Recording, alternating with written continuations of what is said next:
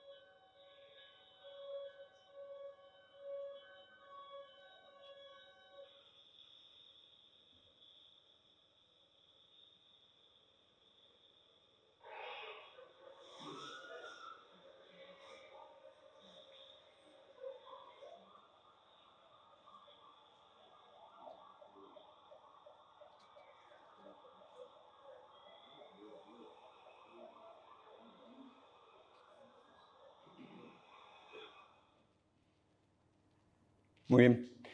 Pues disculpen la crudeza de muchas de estas imágenes, ¿no? Pero hasta ahora hemos hablado de teoría, hemos hablado de números, hemos hablado de estadísticas.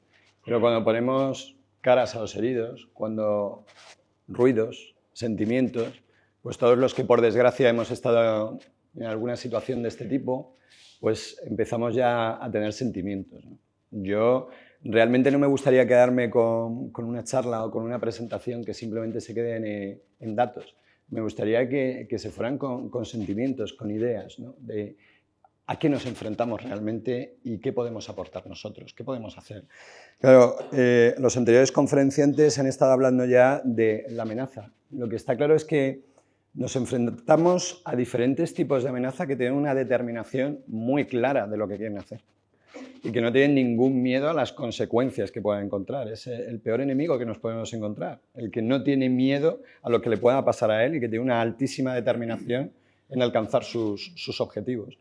Nos encontramos con amenazas, como hemos comentado, de situaciones de tirada activo, pero podemos tener acuchillamientos, amenaza explosiva, como han visto por desgracia las imágenes de Rambla de Barcelona, atropellos.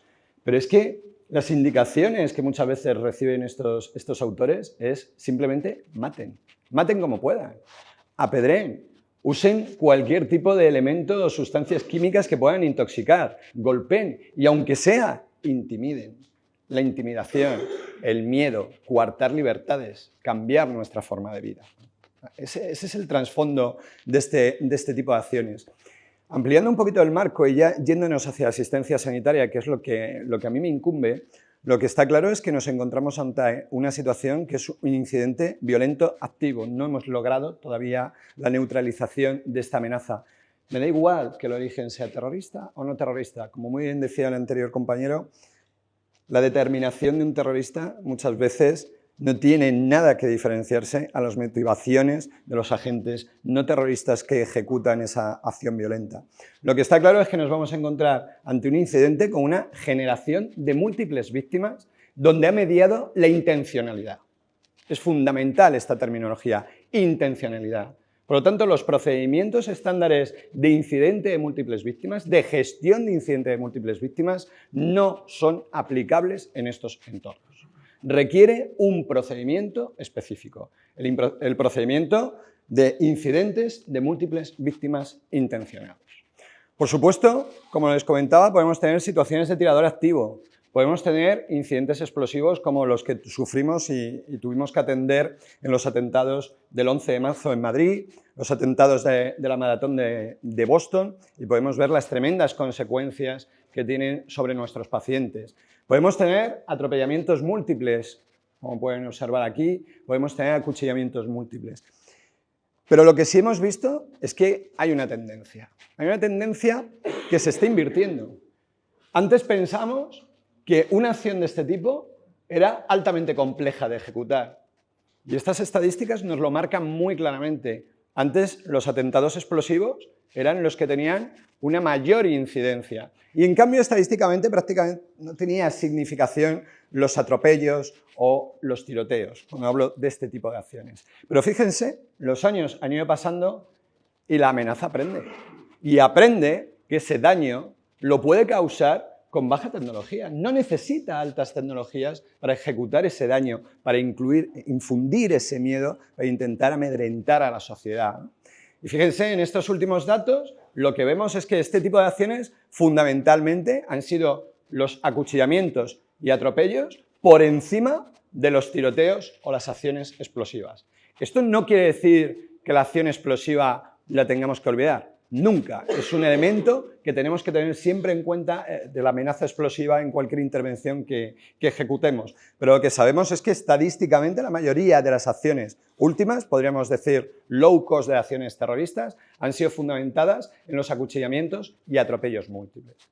También esta estadística nos podría llevar a pensar que estas acciones son menos dañinas, que genera una gravedad menor en nuestros pacientes. Eso tampoco es cierto. Lo que vemos en estas estadísticas basadas en unos índices de severidad en las lesiones que presentan estos heridos es que, si bien, por ejemplo, si tomamos como referencias acciones explosivas, generaban mayor número de víctimas, de heridos, cuando las comparamos en cuanto a la severidad de las lesiones que nos presentan nuestras víctimas, la severidad de las lesiones, si se dan cuenta, es bastante parecida. El número de víctimas varía, pero la gravedad de las víctimas es elevada, sea el mecanismo lesional que sea. Por lo tanto, no debemos de pensar que un acuchillamiento o un atropello múltiple nos puede generar heridos de menor gravedad de los que nos podría generar una explosión o un tiroteo. Por lo tanto, todo esto lo tenemos que tener en cuenta de cara a la gestión y la acción que nosotros tomemos en la cadena de supervivencia, como veremos que queremos infundir aquí. Claro, aquí está el equilibrio. El gravísimo y muy difícil equilibrio de decir neutralizar la amenaza, atender a las víctimas. ¿Cuál es mi prioridad? Por desgracia sabemos que nuestra prioridad es neutralizar la amenaza. Si no neutralizamos la amenaza, se van a seguir produciendo víctimas. Y también hemos aprendido una cosa que nos choca mucho, sobre todo a los que nuestra función fundamental es la asistencia a las víctimas, que es que muchas veces la mejor medicina ejecutada en el entorno incorrecto es el mayor error. Tenemos que ejecutar una buena medicina, una buena asistencia sanitaria, pero subordinada a la maniobra que estamos ejecutando, al entorno táctico o a la amenaza a la cual nos estamos exponiendo. Tenemos el problema, planteemos soluciones, que es para lo que realmente estamos aquí. Claro, muchas veces hablamos de sanidad táctica, lo táctico, la sanidad. ¿Qué queremos decir con esto al fin y al cabo? Pues lo que les he dicho, sin más ni menos, que toda la asistencia sanitaria que ejecutemos estará y debe de estar subordinada a la idea de maniobra, a la maniobra que estamos ejecutando, a nuestra misión, al entorno que estamos intentando controlar. La mejor técnica médica, repito, ejecutada en el lugar inadecuado, va a costar vidas y puede costar nuestra propia vida o la de nuestros compañeros. Ese es el concepto de la sanidad táctica. Y como tal sanidad, cualquier exposición que hagamos de ella, cualquier resolución, cualquier objetivo que queramos presentar, tiene que ir desde el ámbito de la ciencia de salud, desde el estudio de la ciencia de la salud. Les hablo que todo procedimiento sanitario que queramos sacar en este entorno tiene que tener una metodología. ¿Bien? Tiene que tener una evidencia para que ustedes, cuando lo usen, sepan que esa evidencia científica les está respaldando las medidas que ustedes estén ejecutando. Por lo tanto, nos planteamos ante el problema una metodología y nos planteamos que necesitábamos unas fases de producción. Y aquí, personalmente, quiero dar mi más entusiasta agradecimiento a la Universidad de Almería, ¿no? Y aquí pongo el nombre y apellido al doctor Pablo Román, que, entre otros y su equipo, pues nos facilitaron la metodología. Fueron los que nos fueron diciendo, tenéis una idea clara, tenéis un propósito de vuestra misión muy claro, pero para alcanzarlo metodológicamente os vamos a guiar en cómo realizarlo, ¿no? Entonces, mi profundo agradecimiento a ellos. Nosotros nos planteamos una pregunta siguiendo este ciclo de toma de decisiones y de investigación. Nuestra pregunta fue, ¿tenemos en España algún procedimiento, algún protocolo, algo que nos diga cómo hacer una asistencia sanitaria correcta en este tipo de incidentes, en las diferentes fases que cubre este incidente? Nos pusimos a buscar por todos lados, haciendo diferentes tipos de búsquedas a nivel internacional, búsquedas, y por desgracia no había nada. No había nada que se adecuara a dar una respuesta a nuestras necesidades a nivel nacional. Me dirán, oiga, ¿y en Estados Unidos? Con la experiencia que hay.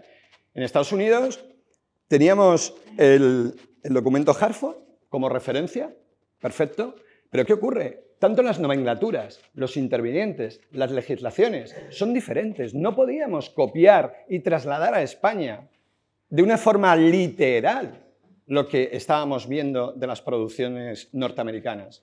Necesitábamos una adecuación a nuestra realidad en España, a una realidad de un tipo de amenaza diferente, una legislación diferente y unos intervinientes diferentes. ¿Bien? ¿Esto qué provocó? Pues que teníamos que estudiar lo que nos rodeaba. Tuvimos que hacer un estudio de la amenaza, tuvimos que hacer un estudio de la sociedad, cómo funciona nuestra sociedad, qué tenemos en la calle, qué marco nos está rodeando, qué intervinientes teníamos que estudiar, quién intervenía en un suceso. Y sobre todo, incluir figuras que hasta ahora no se habían incluido. No nos podemos olvidar de los hospitales, no nos podemos olvidar de los centros de coordinación. Estudiamos todo y empezamos a incluirlo. Pero claro, tuvimos que intentar formular una hipótesis.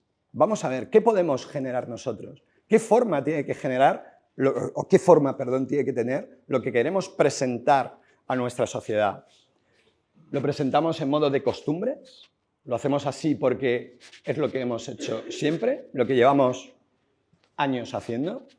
Le ponemos el nombre de procedimiento, le ponemos el encorsetamiento de protocolo, ¿o lo lanzamos simplemente como recomendaciones?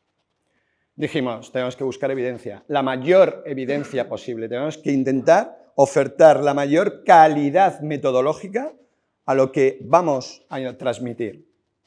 Y dijimos, la única forma, consensuar, el consenso. Una metodología de consenso. Y estarán ustedes de acuerdo conmigo en que sí, dentro de los probablemente niveles de evidencia, el consenso fundamentado en el criterio y la opinión de expertos, pues puede ser de los niveles más bajos.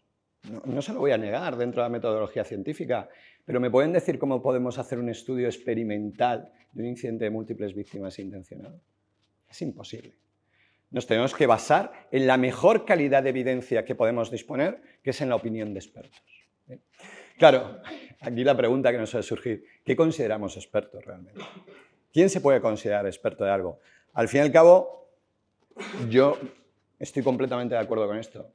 Quien se puede considerar como experto en algo no es simplemente que una persona que tiene mucha experiencia porque ha visto los grandes errores que se pueden cometer en su profesión. ¿Bien? Para mí realmente eso es el experto. Y entonces, aquí la ilusión se transmitió y buscamos gente que nos pudiera ayudar y buscamos a esos expertos.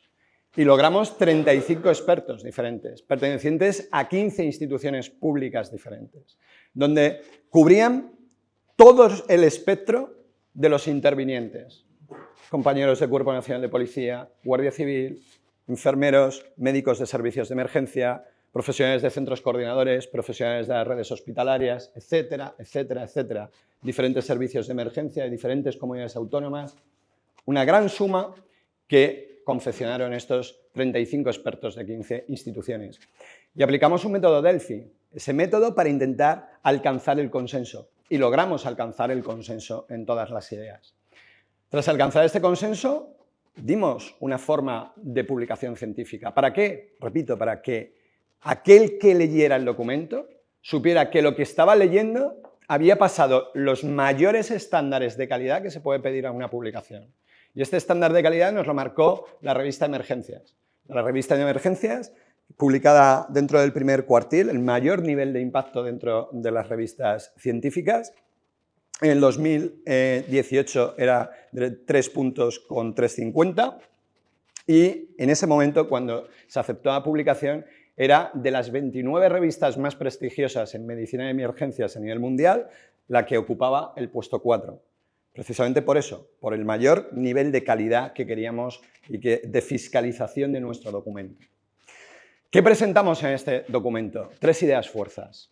Sectorización, tipo de intervinientes y competencias que debe tener cada uno de estos intervinientes.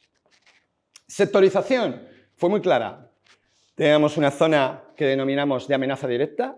Es esa zona donde la amenaza generadora del incidente se encuentra presente o puede afectar de forma directa, valga la redundancia, a los intervinientes.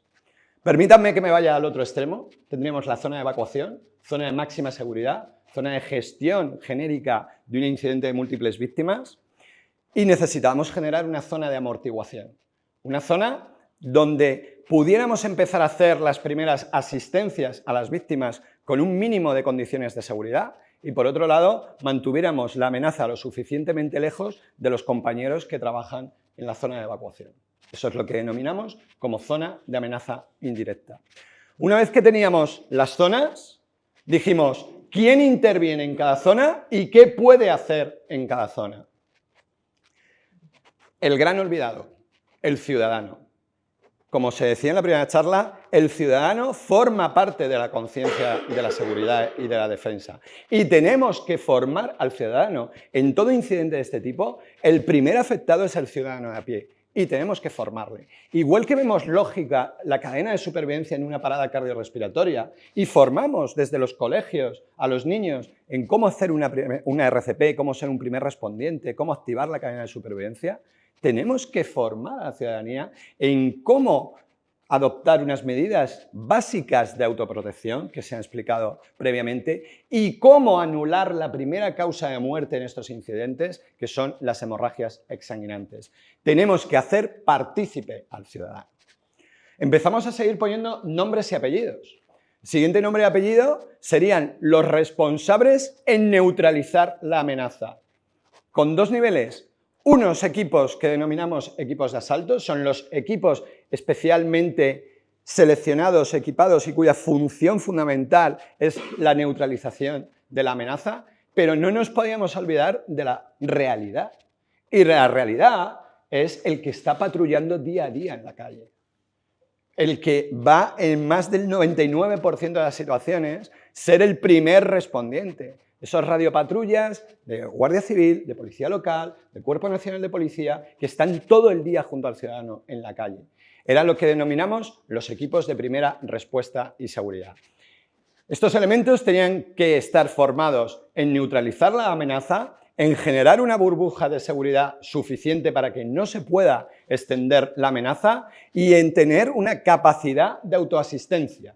Es decir, si son heridos durante sus progresiones para neutralizar la amenaza, que ellos mismos sean capaces de autoatenderse para que los compañeros puedan seguir en su quehacer, en su objetivo, en su misión de neutralizar la amenaza. Y por supuesto, estas mismas técnicas, cuando puedan, aplicarlas sobre los heridos civiles. La siguiente figura fundamental que proponíamos crear eran los equipos tácticos de rescate. El equipo táctico de rescate es un equipo que va a retaguardia de estos equipos cuya función fundamental es la neutralización de la amenaza y ellos sí que van a ser los encargados de llegar hasta las víctimas, extraerlas inicialmente a una zona de mínima seguridad.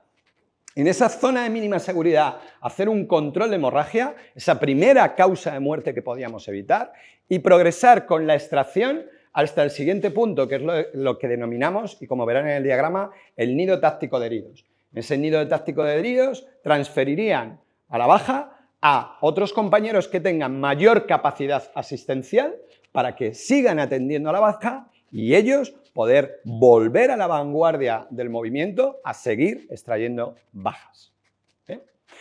¿Quién debe conformar estos equipos? Claramente, fuerzas y cuerpos de seguridad o fuerzas armadas, en el caso de que funcionalmente se encuentren desplegadas.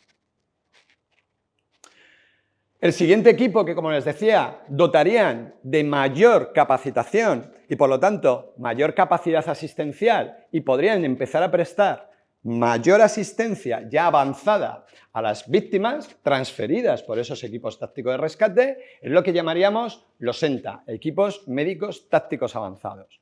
No es otra cosa que personal facultativo, médicos, enfermeros o técnicos en emergencias pertenecientes a Fuerza y Cuerpo de Seguridad de Estado o pertenecientes a las Fuerzas Armadas, los cuales entraríamos hasta ese nido táctico de heridos y proporcionaríamos un soporte vital avanzado, permítanme decir, limitado.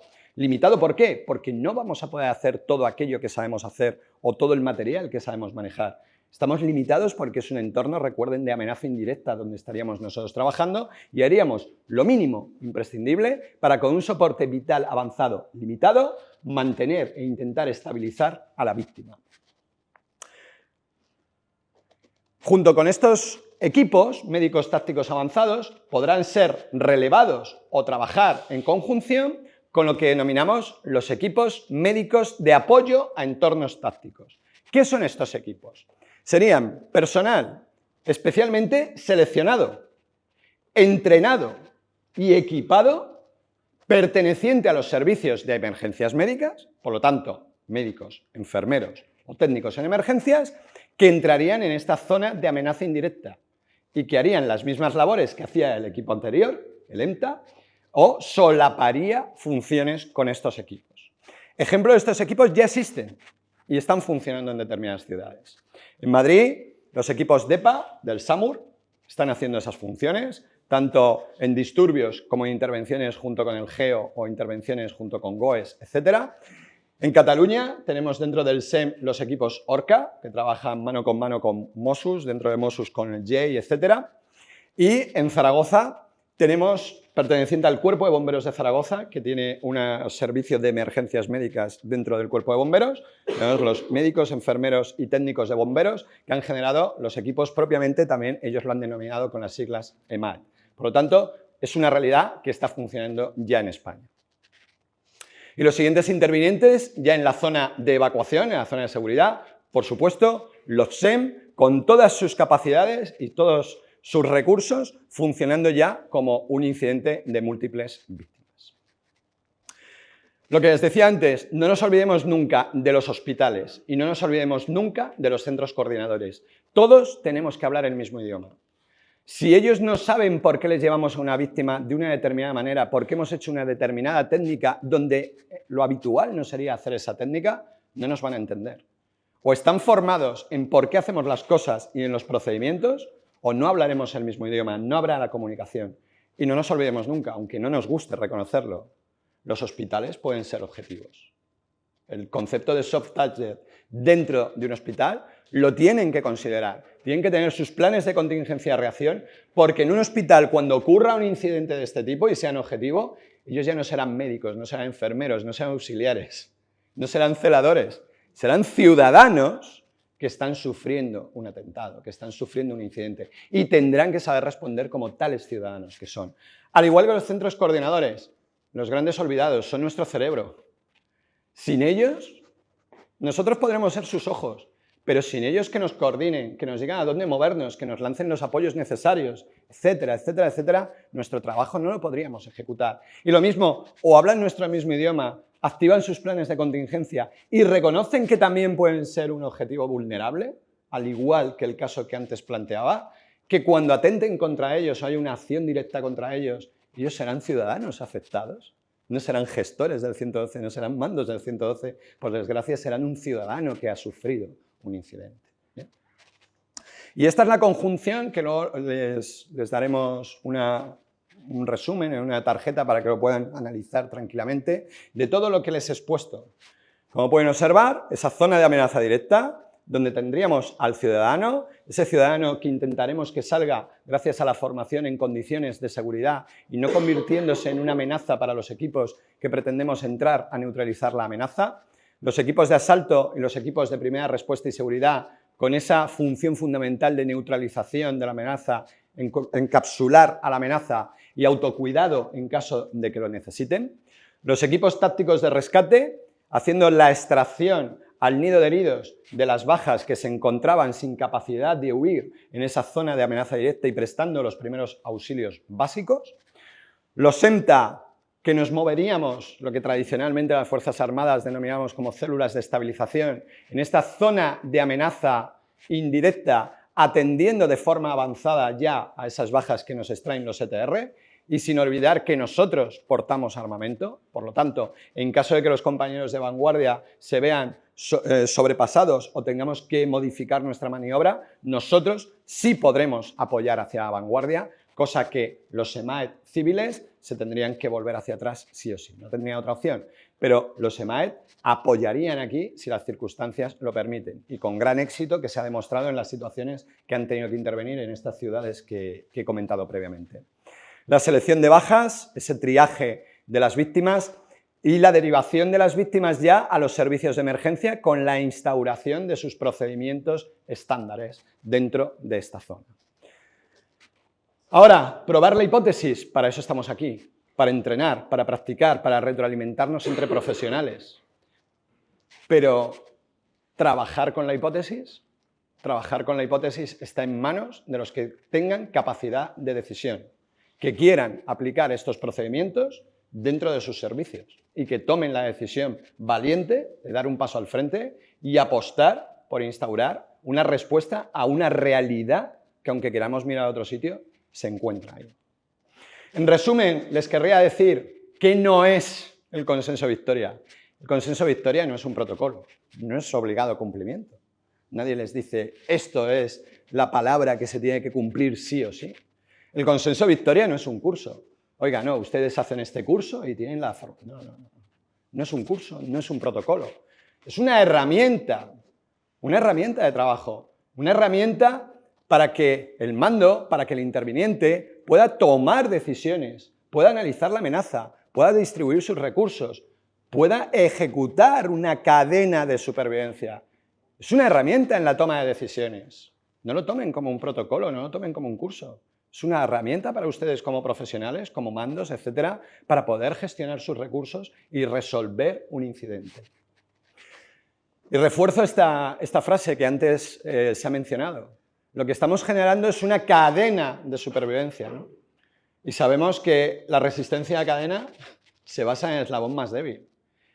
Solamente pido una cosa y me lo pido a mí mismo. Nunca ser yo el escalón más débil por una dejación que rompa la cadena y que por mi culpa termine ocurriendo esto. Y que alguien que se puede salvar fallezca. Pues nada, muchísimas gracias y estoy a su entera disposición por si tienen alguna pregunta o puedo prestarles alguna aclaración.